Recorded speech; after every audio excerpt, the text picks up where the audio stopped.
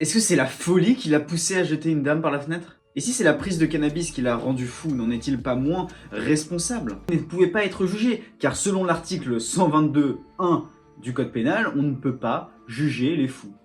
Attends, pause. C'est quoi le Cryomédia ?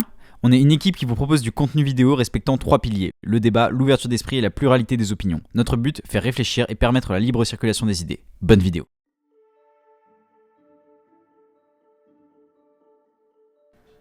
Le 4 avril 2017, c'est la nuit où Sarah Halimi est tuée. Tuer, et sous prétexte qu'on a fumé un joint, on n'est pas jugé en fait. Et c'est même pas simplement tuer, c'est un acte de barbarie. On a défenestré une vieille femme qui était médecin, directrice de crèche, une femme qui s'est consacrée toute sa vie aux autres. Parce que juive, encore en France en 2020, on peut tuer. Et donc il ne sera pas jugé ce mec-là. Attendez, est-ce qu'un antisémite n'est pas toujours quelqu'un dont le discernement a été aboli? Est-ce que l'antisémitisme, c'est pas toujours une bouffée délirante? Allons, voyons, on est en train de se noyer tous, et les juges le premier, dans une espèce de casuistique insupportable. Alors, pour toi, est-ce qu'un antisémite n'est pas toujours quelqu'un dont le discernement a été aboli? Oh, t'es sûr que tu veux qu'on parle de ça là? Bah oui, je pense que c'est quand même important d'en parler, non? Ok, alors juste avant qu'on en parle, laisse-moi rappeler les faits. Avec plaisir. Dans la nuit du 3 avril 2017, Kobili Traoré, alors âgé de 27 ans, assassine sa voisine Sarah Halimi. Elle avait 69 ans. Alors qu'il venait de passer la soirée avec son ami, à fumer des joints et à regarder un film, il se réveille à 3h30. Son ami dira qu'il ne pouvait pas le retenir. Il va alors sonner chez ses voisins qui le décrivent alors comme quelqu'un ayant perdu la raison, ses yeux allaient dans tous les sens. Ses voisins alors se barricadent dans leur chambre et lui récite des prières dans leur salon. Tout à coup, alors qu'il est chez ses voisins, il décide d'escalader leur balcon et d'aller sur le balcon de la voisine, Sarah Halimi. Il pénètre alors chez elle par la fenêtre. Réveillée par le bruit, Sarah Halimi tombe sur lui dans son salon. Kobili Traoré lui dit alors qu'ils vont se faire agresser et qu'elle doit appeler la police. Ce qu'elle fait, elle annonce un numéro de rue qui, pour Kobili Traoré, est le mauvais, qui ne correspond pas à l'adresse où ils sont. En fait, en changeant de balcon, Kobili Traoré ne sait pas qu'il a changé d'adresse. Alors qu'elle se trompe, il se met à la rouer de coups.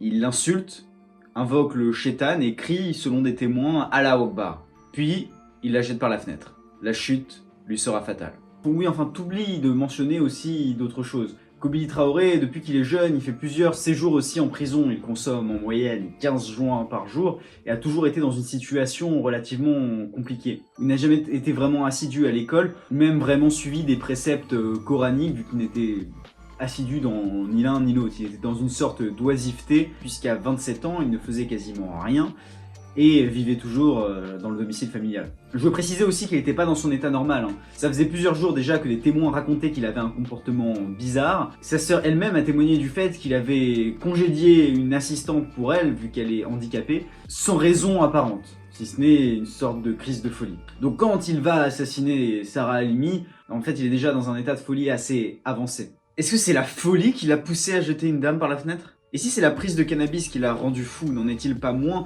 responsable? C'est pas une excuse de fumer des joints, enfin je suis désolé, et même si t'as une vie difficile, c'est toi qui prends la décision d'acheter un produit illicite, de le consommer, et les conséquences, bah tant pis pour toi.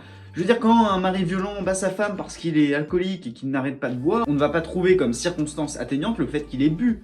On va retenir que c'est un mari violent. Enfin, je suis désolé, mais on peut quand même s'accorder tous les deux sur l'horreur du crime commis. Et c'est justement là qu'il y a un débat, parce qu'il y a un peu plus d'une semaine, les juges ont décidé qu'il n'y aurait pas de procès, car il était, au moment des faits, sous une bouffée délirante aiguë, et qu'il ne peut donc pas être comptable, selon eux, de ses actes. Mais tu fais bien de le préciser, il n'y aura pas de procès, car on le juge fou. Non mais, on est fou parce qu'on consomme des joints? Mais qui a décidé de fumer des joints? On lui a pas donné un joint dans la bouche. Il a lui-même pris la décision, en tant qu'être rationnel et pensant, de fumer à ses propres risques. Parce que comme l'avait dit l'avocat de la famille, en consommant des produits illicites, je suis comptable des conséquences que cela pourra avoir par la suite. Mais oui, mais enfin, t'as beau avoir ce ressenti-là, mais plusieurs experts, après l'avoir examiné et avoir eu les rapports d'enquête, ont finalement conclu qu'il ne pouvait pas être jugé, car selon l'article 122.1 du code pénal, on ne peut pas juger les fous. Ou plus précisément, on ne peut pas juger quelqu'un dont le discernement a été aboli au moment des faits.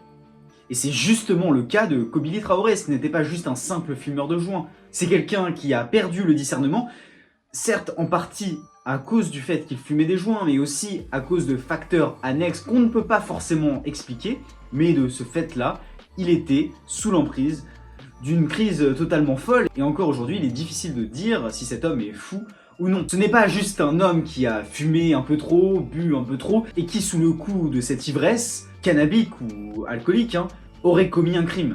Non, il s'agit là de quelqu'un devenu fou par justement, très certainement, sa consommation et d'autres plusieurs facteurs. Mais la folie est ici, selon les juges, inhérente au crime. Et puis au-delà de la folie, il y a aussi le caractère antisémite qui a été retenu contre lui. Où s'arrête la limite de la folie et quand est-ce que quelqu'un est responsable de ce qu'il fait ou de ce qu'il ne fait pas? C'est justement là ce que cette affaire met en évidence. Et je suis désolé, les juges n'ont pas écouté ce que demandait le peuple. Le peuple est allé manifester, a souligné le fait qu'il fallait une justice, même quand un individu était soi-disant atteint de folie. Mais revenir sur cette décision, c'est remettre en cause les décisions de justice. Et d'ailleurs, plusieurs magistrats s'en sont indignés dans une lettre ouverte. Il faut faire confiance à leur impartialité pour que la démocratie puisse sainement fonctionner. Mais la loi est pensée, elle n'est pas figée dans le marbre, elle ne nous est pas donnée par les dieux. Enfin, ce sont les hommes qui la construisent et qui la font au fur et à mesure des siècles. Je suis désolé s'il y a des gens qui s'estiment lésés par cette décision de justice, on doit revenir dessus. En tout cas, c'est ce que demandent ces personnes-là, on doit les écouter. Et remettre en cause la justice, c'est sain dans une démocratie. En vrai, je suis assez outré que les magistrats s'indignent qu'on remette en cause la justice et voilà une tentative d'usurper la démocratie. Mais enfin, c'est justement ça la démocratie, pouvoir critiquer les décisions de justice, les décisions exécutives du gouvernement et les décisions législatives de l'Assemblée nationale. Sinon, la démocratie est morte et elle n'existe plus. S'il faut bien en vouloir à quelqu'un ici, c'est bien aux législateurs, c'est pas à ceux qui appliquent la loi. C'est Emmanuel Macron, son gouvernement et les députés qui votent les lois, à qui il faut s'adresser et à qui il faut dire de changer la loi. C'est justement d'ailleurs ce qu'a demandé Emmanuel Macron à Éric Dupond-Moretti, le ministre de la Justice, puisqu'il a demandé de changer la loi à cet effet. S'il faut en vouloir à quelqu'un, donc c'est à Emmanuel Macron, et pas à la juge d'instruction. Mais c'est justement ça, enfin la loi aura beau être changée, de toute manière on ne reviendra pas sur le cas Sarah Halimi, donc ce coup de com' de Macron fait peut-être plaisir à lui et à certaines personnes qui croient en lui, mais enfin, personne n'est dupe. Mais moi, ce qui m'a le plus choqué, c'est que les Verts et les Insoumis n'étaient pas présents à la manifestation en soutien justement à Sarah Halimi et qui demandent justice pour Sarah Halimi. Mais ne leur en veux pas, la France Insoumise et aux Verts. Ils sont bien trop occupés à trouver un désaccord entre eux pour la présidentielle. Oui, enfin, disons plutôt qu'ils ne veulent pas froisser leur électorat. D'ailleurs, je ne sais pas à quel point c'est grave de se soucier, dans ces cas-là, de son électorat et ce qu'indique ce qu'ils pensent qu'est leur électorat dans ces conditions-là.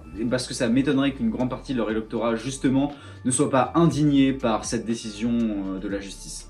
Oui, et puis c'est vrai que ce sont les spécialistes pour respecter les décisions de justice et ne jamais s'en prendre à ceux qui appliquent la loi. La République, c'est moi!